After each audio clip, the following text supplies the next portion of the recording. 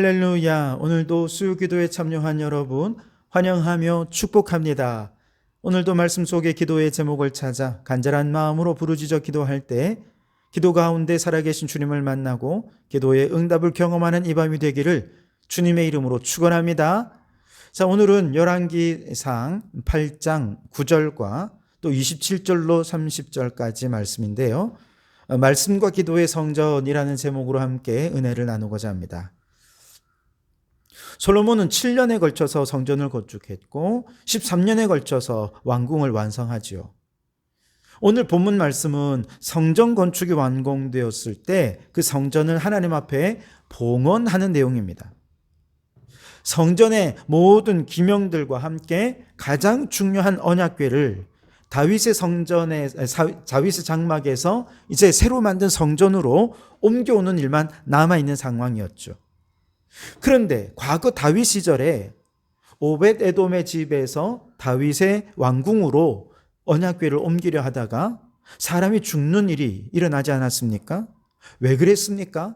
그때 하나님께서 말씀하신 대로 옮긴 것이 아니라 인간적인 방식으로 수레에 언약궤를 올려서 싣고 가다가 그만 이것이 흔들리고 넘어지려고 하고 떨어지려고 하자 우사가 그것을 막지 않았습니까? 결국 이 일로 인해 우사는 죽음을 당하게 되었죠.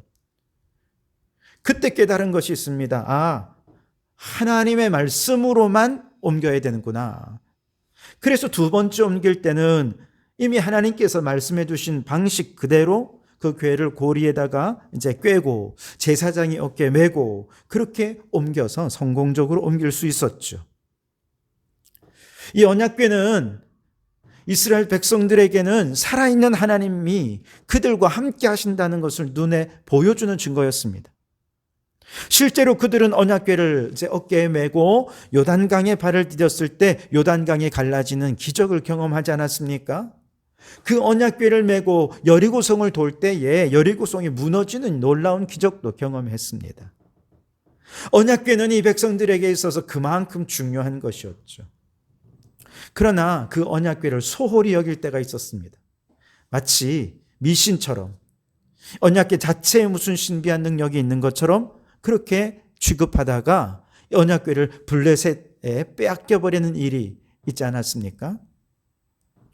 그래서 이스라엘 백성들은요, 이 언약궤 하면 한편으로는 두려움, 경외의 대상이었고 성스러움 그 자체였습니다. 얼마나 두려웠던지 하나님께서는 저 언약궤를 맨 제사장들과 백성들이 함께 걸을 때에 2000규빗 이상은 좀 거리를 두고 걸어라. 그렇게 말씀하실 정도였습니다. 그만큼 이 백성들이 언약궤를 두려워함으로 경외했던 거죠. 자, 이번에도 솔로몬은 언약궤를 옮기게 되는데요. 먼저 이스라엘의 장로들과 모든 지파의 우두머리들을 소집합니다. 그리고 온 백성들이 두려움과 떨림으로 이제 언약궤에 임재하신 하나님을 성전으로 맞이할 준비를 하는 것입니다. 이제 제사장들이 궤를 메고 레위 사람들이 다른 성막 안의 모든 기구들을 메고 드디어 성전을 향해 이동을 시작하는데요. 얼마나 조심스럽고 또 경외하는 걸음이었는지 몇 걸음 걸을 때마다 양과 소로 제사해서 하나님께 영광을 돌리고 또 몇 걸음 걷고 양과 소로 제사해서 하나님께 영광을 돌리기를 계속해서 반복하면서 이 행사를 진행했던 거죠. 그리고 드디어 그 언약궤를 성전의 가장 깊은 내소인 지성소 안에 안치하는 데 성공하게 됩니다. 자, 그런데 9절에는 이렇게 말씀합니다. 그 궤 안에는 두 돌판 외에 아무것도 없으니 이것은 이스라엘 자손이 애굽 땅에서 나온 후 여호와께서 저희와 언약을 맺으실 때에 모세가 호렙에서 그 안에 넣은 것이더라 그랬습니다. 언약궤 안에는 두 돌판 외에 아무것도 없었다는 거죠. 언약궤 위에는 뭐가 있습니까? 그 뚜껑에는 두 그룹이 서로 날개를 잇고 있고 그 한가운데는 시은좌 하나님의 은혜를 베푸시는 곳이다. 그래서 그곳이 하나님의 임재하는 곳이 아닙니까? 그리고 그 임재 아래에 뭐가 있다고요? 두 돌판이라는 거예요. 두 돌판 외에는 아무것도 없었다 그랬습니다. 그런데 히브리서 9장 4절에 보면 금 향로와 사면을 금으로 싼 언약궤가 있고 그 안에 만나를 담은 금 항아리와 아론의 쌍난 지팡이와 언약의 돌판들이 있다 그랬습니다. 히브리서 기자는 왜 세 가지가 다 들어있다고 그랬을까? 이미 성전을 완공하던 그 시점에는 아론의 쌍난 지팡이나 만나 항아리는 없었습니다. 두 돌판만 남아 있었죠. 그 얘기는 무슨 말이냐 하면 원래 이 언약궤 안에는 두 돌판 외에 다른 것들이 담겨 있을 수 없는 것인데 아마 역사적으로 보면 일시적으로 담겨 있을 때가 있었을지도 모릅니다. 그런데 민수기 17장 4절에 보면 그 지팡이와 만나 담는 항아리를 어디에 두라 그랬냐면 증거궤 앞에 두라 그렇게 말씀하셨어요. 근데 히브리서 기자는 아마 증거궤 앞에 둔 것도 증거궤 안에 둔 것과 같은 어떤 의미로 그렇게 표현했을 수도 모르고요. 결론적으로 말씀드리고 싶은 것은 이 언약궤 안에는 언약의 두 돌판 여호와의 말씀만 담겨져 있어야 한다는 것이죠.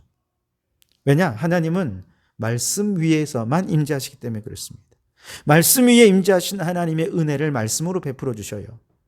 그래서 그 궤 안에는 두 돌판 외에 아무것도 없으니 라는 말씀이 얼마나 귀한 말씀인지요. 또 얼마나 중요한 말씀인지 모릅니다.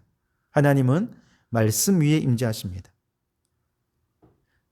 이 말씀이 지금 언약궤에 담겨져서 성전 깊은 곳 지성소에 들어갔다라고 하는 것은 아무리 성전을 화려하게 짓고 금으로 다이아몬드로 그렇게 멋지게 지었다 하더라도 하나님의 말씀이 그 속에 없으면 그건 성전이 아니라는 것이죠. 그냥 멋진 건물에 불과하다는 것이죠. 이 솔로몬의 성전이 성전이 될 수 있는 것은 하나님의 말씀이 그곳에 있기 때문에 그렇습니다. 하나님은 어디에 임재하십니까?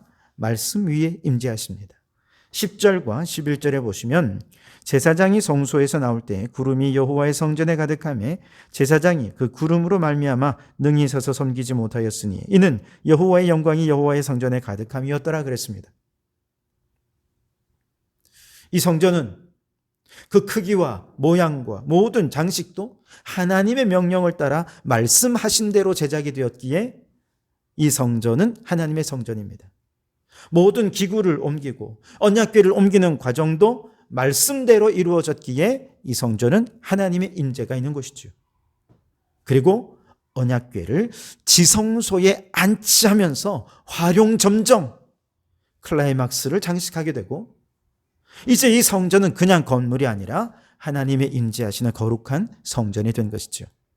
여러분, 우리 하나님은 모든 곳에 안 계신 곳이 없습니다. 편지하신 하나님이다만 그러나 아무 곳에나 또 임재하시는 것은 아닙니다. 하나님은 죄악과 함께 하실 수 없습니다.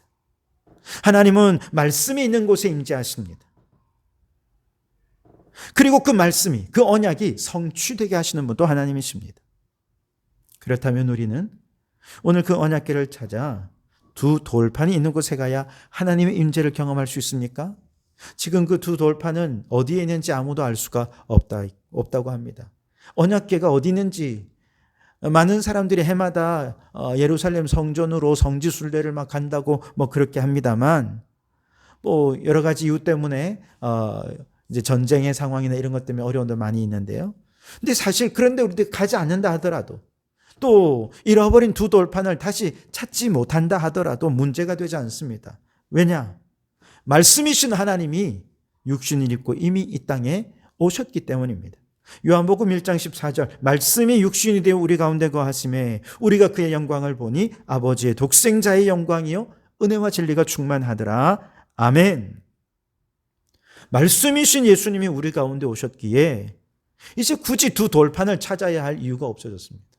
언약궤를 찾아야 할 필요가 없어졌어요. 그와 더불어서 예루살렘 성전까지 굳이 성지순례를 간다고 그렇게 갈 이유도 없어졌습니다.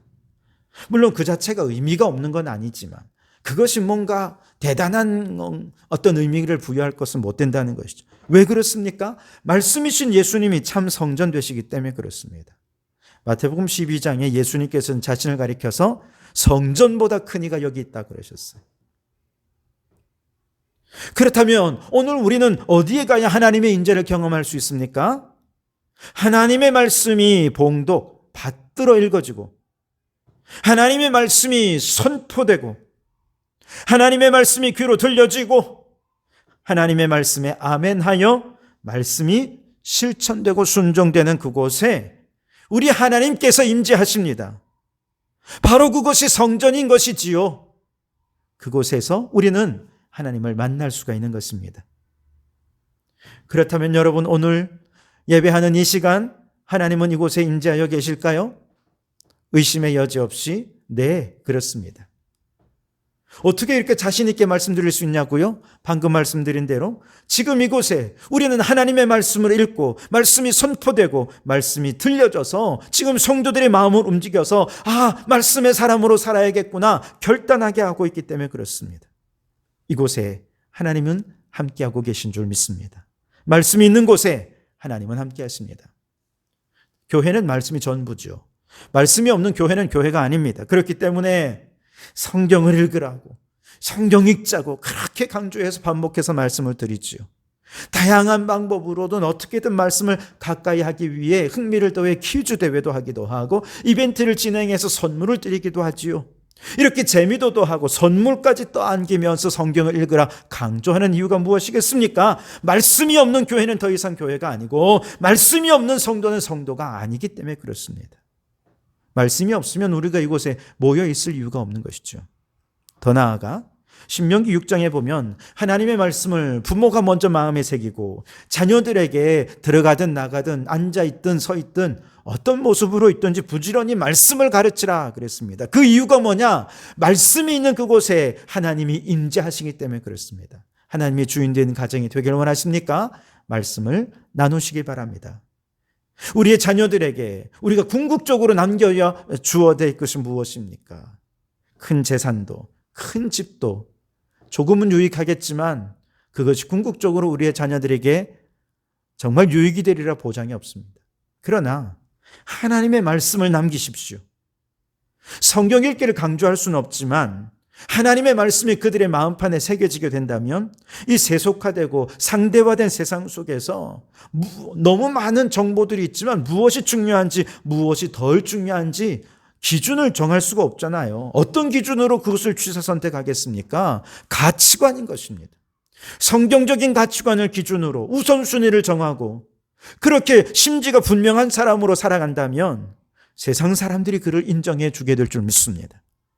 때로는 인생을 살면서 큰 어려움을 만났을 때 부모님들이 그렇게 성경을 읽으라고 할 때는 잘 몰랐는데 고난을 겪으며 부모님의 잔소리가 기어나서 말씀을 듣고 읽기 시작하면 말씀이신 예수님을 만나게 되고 그 말씀 속에서 어떤 환난과 고난도 이길 수 있는 힘을 얻게 되고 마음속에 참된 평안과 은혜도 누릴 수 있게 될 것입니다. 여러분, 하나님은 말씀 위에 임재하십니다. 우리 성도교회와 여러분의 가정이 말씀이 살아있는 교회, 하나님이 임재하시는 교회, 말씀대로 순종하는 교회다운 교회가 될 수 있기를 주님의 이름으로 축원합니다. 자, 그런데 말씀이신 예수님을 우리가 인격적으로 만날 수 있다면 얼마나 좋겠어요. 말씀을 들으며 은혜가 임하고 감동도 받고 영혼이 솟아게 되는 축복을 누릴 때 너무 감사하죠. 그러나 그 말씀이 일상의 삶에서 실제가 되어 만나고 말씀의 능력이 실제로 경험되게 하기 위해 무엇이 필요하냐? 기도가 필요하다는 것입니다. 22절부터는 솔로몬이 성전을 봉헌하면서 하나님 앞에 기도드리는 내용입니다. 그 내용은 세 가지예요. 첫째는 하나님의 크고 위대하신 분이십니다. 하나님을 높여드리고요. 둘째는 하나님 약속하신 대로 우리 다윗의 왕조를 지켜주십시오. 셋째는 이곳 성전에서 기도할 때 응답해 주십시오 라고 하는 것입니다.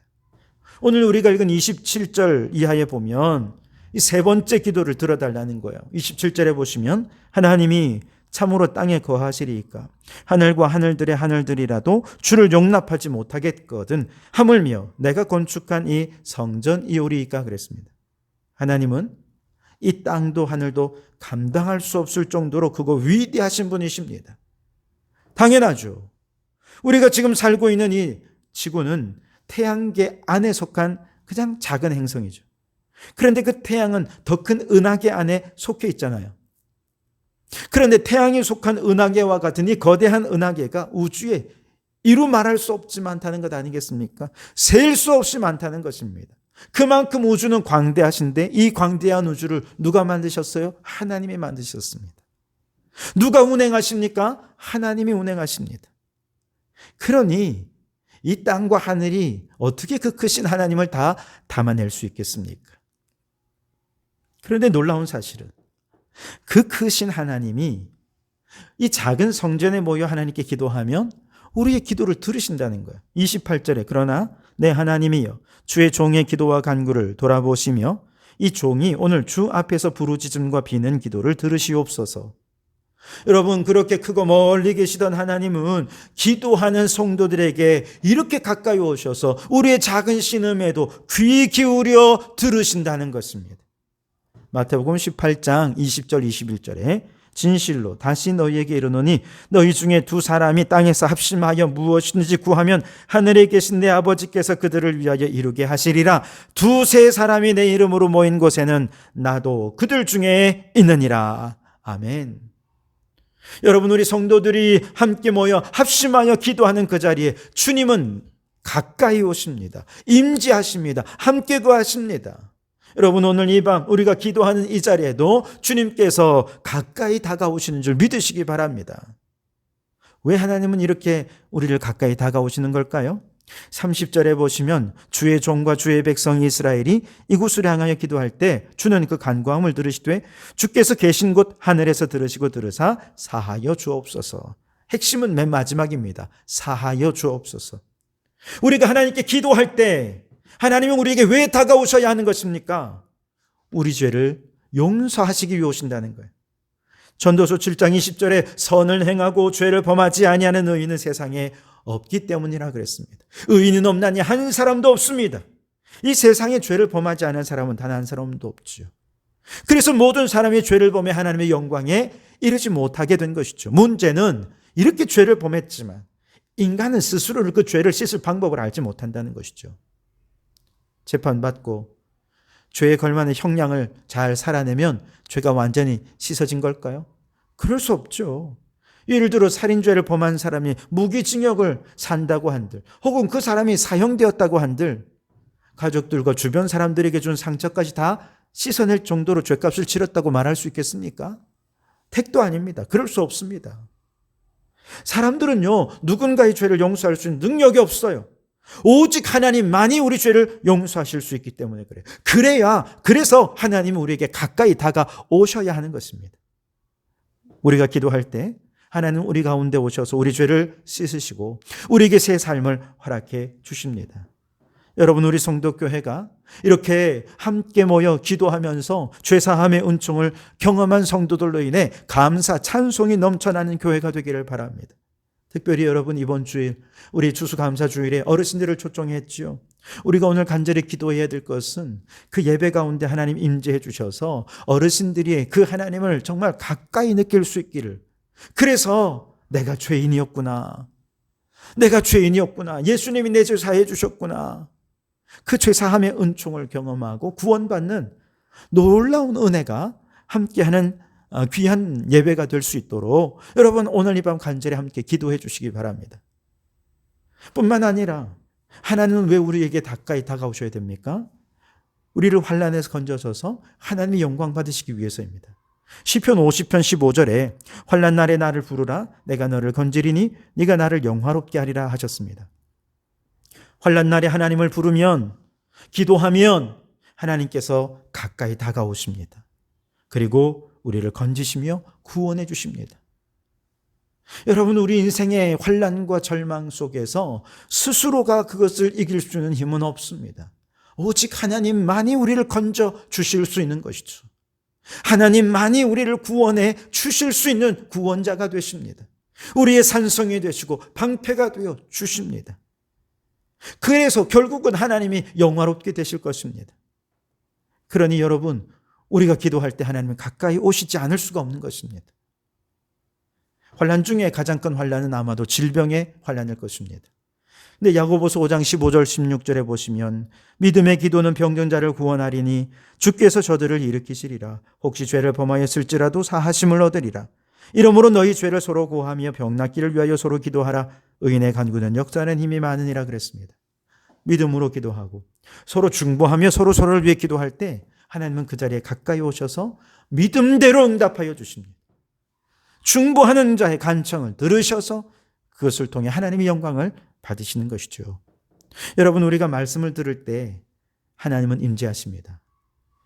임재하시는 하나님을 나의 하나님으로 실제로 느끼고 능력으로 경험하는 것은 기도할 때입니다. 특별히 이번 주일 말씀 속에 임재하신 하나님께서 어르신들의 질병을 치유하시길 위해 기도해 주시기 바랍니다. 믿음으로 기도하고 중보하며 기도할 때 하나님께서 우리의 예배 가운데 다가오셔서 어르신들의 환부를 어루만져 주시고 고치시고 치유되는 역사가 나타나기를 위해 오늘 이 밤 간절히 기도해 주시기를 바랍니다. 그래서 우리 성도교회가 이번 추수감사주일 어르신 초청을 통해 말씀 가운데 하나님의 임재를 경험하고 하나님을 가까이서 경험하여 질병이 떠나가고 환난에서 구원받는 놀라운 역사가 나타나게 되기를 주님의 이름으로 축원합니다. 기도하겠습니다. 하나님, 우리 성도교회가 말씀이 살아있는 교회, 하나님이 임재를 경험하는 교회, 말씀대로 순종하는 교회다운 교회가 되게 하여 주시옵소서. 이를 위해 매일같이 하루 한 장씩 말씀 읽기에 온 힘을 기울이게 하여 주시고 말씀 속에 예수님을 만나게 하여 주시옵소서. 그 말씀을 우리의 자녀들에게 전하여 성경적인 가치관으로 세상을 살아가게 해 주시옵소서. 하나님, 우리 성도교회가 기도하는 집이 되게 해 주시옵소서. 믿음으로 기도하고 중보하며 기도할 때 가까이 다가오셔서 죄를 사하여 주시고 모든 환난에서 건짐으로 하나님의 영광을 받아 주시옵소서. 이번 추수감사주일에 어르신들을 초청합니다. 어르신들이 말씀 속에 임재하신 주님을 만나게 도와주시고 예수 이름으로 기도할 때 어르신들이 앓고 있는 모든 질병이 떠나가고 환난에서 구원받으며 마음의 평강이 넘치게 해 주시옵소서. 예수님 이름으로 기도하옵나이다. 아멘.